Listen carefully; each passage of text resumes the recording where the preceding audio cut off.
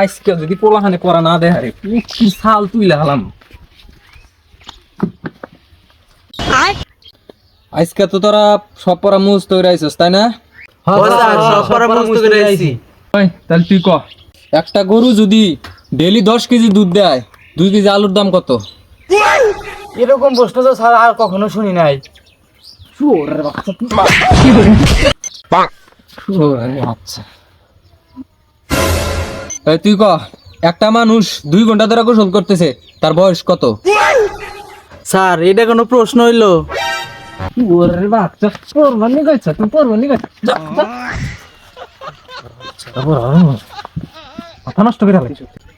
তাই আন তুই ক, একটা ছেড়া টেনে পড়ে ওর বয়স হলো 20 বছর তাহলে ওর বাপের চার দহন কোনি?